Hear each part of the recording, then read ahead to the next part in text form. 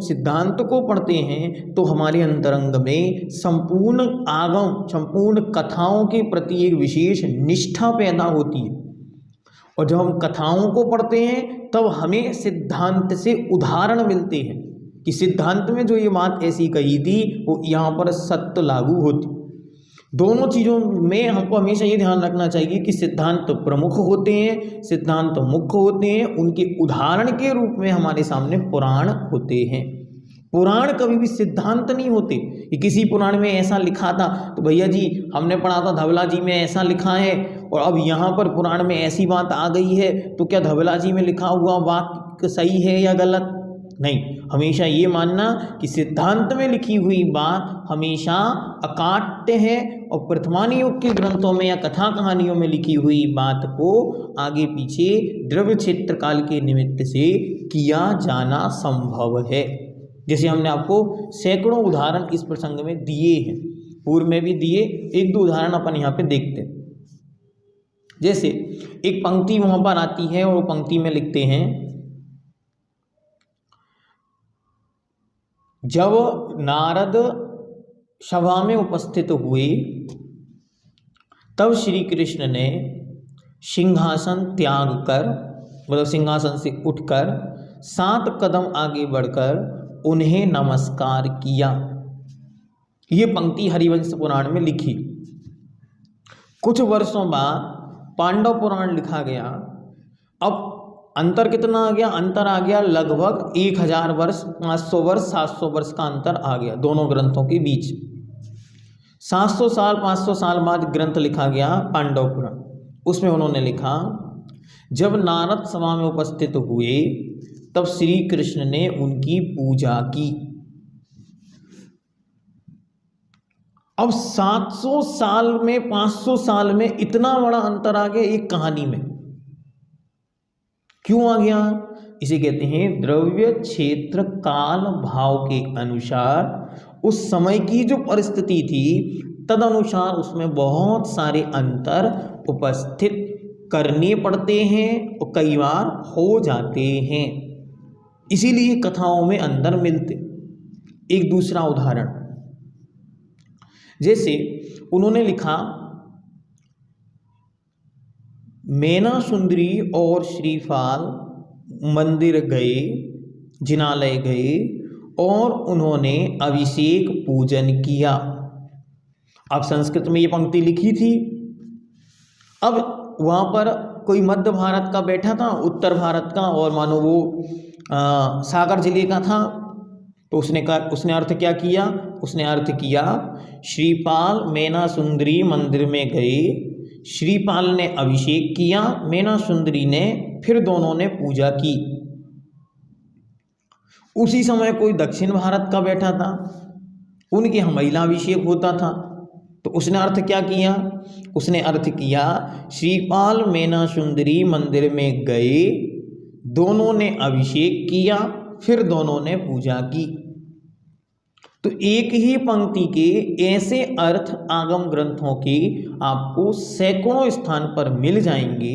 इसलिए हमको ये दिमाग लगा के कार्य करना है कि मूल सिद्धांत जो हमारा है वो वीतरागता और अहिंसा पर आधारित है, उसका खंडन ना हो। ऐसी कथाएं, ऐसी प्रचलन और ऐसी पंक्तियां हमें सर्वथा मान्य हो, और जिनमें कहीं भी थोड़ा सा विवाद या किसी भी प्रकार की वीतरागता के घात की प्रसंग समझ में आए, उसी समय हमें उन पर पुनर्विचार करना चाहिए। एक पंक्ति और बताते, जो लोग संस्कृत या हिंदी में थोड़े से भी व्याकरण को समझते होंगे तो एक पंक्ति दी, सप्तमी विभक्ति होती है अधिकरण के अर्थ में, ठीक है, उसमें शब्द आता है चरणार बिंद्रौ, ठीक है, तो चरणार बिंदों में हिंदी में कहते हैं कर्ता ने कर्म को करण से संप्रदान के लिए अपादान से संबंध काके की और अधिकरण में पर, तो उसके दो अर्थ हो गए, एक तो में और एक पर। अब पंक्तिकार ने लिखा कि भगवान, संस्कृत में लिखा कि जिनस्य पादयोः पुष्पम निर्वपामीति। मैं भगवान के चरणों में पुष्प चढ़ाता हूँ। अब जो दक्षिण भारत में रहता था और वहाँ पर खूब अच्छे से फूल आदि चढ़ते थे, उसने क्या अर्थ किया? उसने अर्थ किया मैं भगवान के चरणों पर पुष्प चढ़ाता हूँ। अब पंक्ति एक ही है, लेकिन उसके अर्थ व्यक्ति ने अपनी द्रव्य, अपने क्षेत्र, अपने काल, अपने भाव के अनुसार निकाला। में और पर दोनों अर्थ होते हैं सप्तमी विभक्ति के। अब पादयो अर्थात दोनों चरणों में, तो मैं भगवान के दोनों चरणों में पुष्प चढ़ाता हूं, तो वेदी पे जाके चढ़ा देगा, थाली में चढ़ा देगा, भगवान को पुष्प चढ़ गए। और भगवान के चरणों पर पुष्प चढ़ाता हूं तो वो जाएगा भगवान के पैरों पर 2 पुष्प रख के आ जाएगा। इस प्रकार की व्यवस्थाएं देखने में आती। इसलिए कभी भी अपनी मानसिकता को जीवन में पंथवाद से नहीं बांधना। कभी भी अपनी मानसिकता को देवी देवता या अंधकारमयी जो काम, एक प्रकार से इच्छाएं, मनोवांछित सिद्धि, लाभ, इनकी दृष्टि से भगवान की आराधना या जिन शासन की सेवा कभी नहीं करना। जिन शासन बहुत महान है, वह उसका मूल उद्देश्य जीवन को वीतरागता की उपलब्धि है। जीवन में अनंत जो संसार सागर है उसके अंत होकर और मोक्ष की उपलब्धि हो, ऐसी उसकी मुख्य अवधारणा है। इसलिए हमें उस पथ से नहीं भटकना है। इसलिए पूज्यवान आचार्य भगवंत विद्यासागर जी महाराज हमेशा कहते हैं कि वीतरागता हमारा देवता है और अहिंसा उसकी आराधना की पद्धति है। वीतरागता हमारा देवता है और अहिंसा उनकी उपासना की पद्धति है। ये दोनों मार्ग बाधित नहीं होने चाहिए, न उपास्य बदलना चाहिए, न ही उपासना की पद्धति बदलनी चाहिए। ये दोनों दृढ़तापूर्वक हमको समझ। ऐसे एक उदाहरण और देखते। अब उदाहरणों का प्रसंग आ गया तो एक उदाहरण और देखते। एक पुराणकार, आदि पुराणकार जिस भगवत जिनसेन महाराज जब आदिनाथ भगवान के अभिषेक का प्रसंग लिखते हैं तो वे लिखते हैं, इंद्र ने अभिषेक किया। इंद्र में भी केवल सौधर्म इंद्र ने, अन्य किसी इंद्र ने अभिषेक नहीं किया। उसके पश्चात सची ने उस पर उनका सुगंधित द्रव्य से लेपन कर, प्रक्षालन आदि कर वस्त्र पहनाए। ठीक कुछ सालों बाद धीरे धीरे ग्रंथों में जो परिवर्तन हुए, आगे चलकर परंपरा आई और उन्होंने अपने ग्रंथों में उसकी हिंदी अनुवाद करते हुए वहाँ पे लिखा, सौधर्म इंद्र और सची ने अभिषेक किया। और फिर वो स्त्री अभिषेक की परंपरा को उन्होंने उसमें जोड़ दिया कि देखो जब भगवान का जन्म अभिषेक हुआ तब सची ने अभिषेक किया। मूल ग्रंथ आज उपलब्ध है आदि पुराण, उसमें एक भी स्थान पर किसी भी स्त्री ने भगवान का किसी भी रूप में अभिषेक नहीं किया। जब बाल्यावस्था में नहीं किया तो जिनेन्द्र बनने के बाद, अरिहंत बनने के बाद प्रतिमा अभिषेक कैसे करेंगे? मतलब कभी नहीं कर सकते।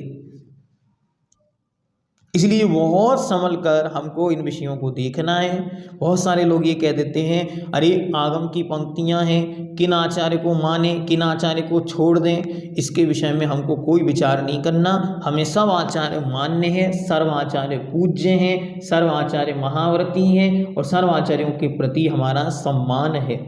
लेकिन वीतरागता और अहिंसा का लोप किन्हीं माध्यमों से, क्रियाओं से ना हो, इस पर हम कटिबद्ध और दृढ़ता पूर्वक डटे रहें, ये हमको सोचना और समझने का विषय है। ऐसे आगम ग्रंथों के सैकड़ों रेफरेंस उपलब्ध हैं। पंक्तियां लिख देंगे वो और उसमें लिखेंगे देखो ये स्त्री अभिषेक की प्रसंग में 100 गाथाएं, 100 श्लोक, ये 100 पुराणों के प्रमाण। तो आप उनसे यही कहो, आपने प्रमाण दिए, बहुत अच्छा काम किया, बहुत अच्छे प्रमाण हैं, पूर्व आचार्यों के हैं, इसलिए हमें सब मान्य हैं, लेकिन हम अभिषेक नहीं करते। क्या ये नहीं कहना उन आचार्य की मान्यता नहीं है, वो बाद में हुए, ये पहले हुए, ऐसा नहीं बोलना। आचार्यों के प्रति कभी हमारा बहुमान कम नहीं होना चाहिए।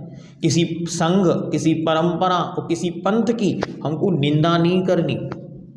जीवन में ये संकल्प बनाना है कि जो भी पंथ आया है वो पंथ मूल जन शासन की किसी न किसी धारा के रूप में, किसी न किसी वृक्ष की डाली के रूप में उभर कर आता है और कुछ समय तक वह जीवित रहता है, या तो अंत को प्राप्त हो जाता है या मूल धारा में समा जाता है। ये उनका सिस्टम है, ये अनादिकाल से हो रहा है। भगवान आदिनाथ के समय हुआ, भगवान शांतिनाथ स्वामी के समय के पूर्व में, पुष्पदंतनाथ भगवान के समय जब धर्म विच्छेद हुआ तब भी इस प्रकार की धाराएं देखने में आई।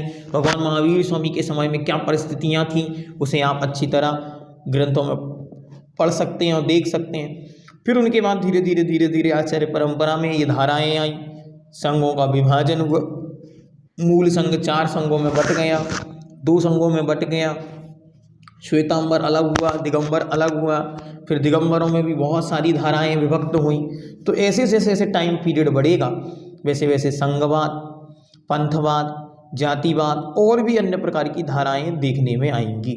लेकिन हम उन सब के ऊपर हमेशा आगम को ऊपर रखें, आचार्यों के प्रति, अरिहंत भगवान के प्रति और उनके शासन के प्रति अनन्य श्रद्धा से भरकर हम दृढ़ होकर इस भावना को अपने अंदर बलवती बनाएं कि आगम मुख्य है और वीतराग जिन शासन का मूल उद्देश्य मोक्ष की प्राप्ति है, उसके पहले रुकना नहीं, उसके पहले थकना नहीं। ऐसा करते हुए हम चलेंगे तब ये जैनम जयतु शासनम वाला सूत्र सामने आएगा।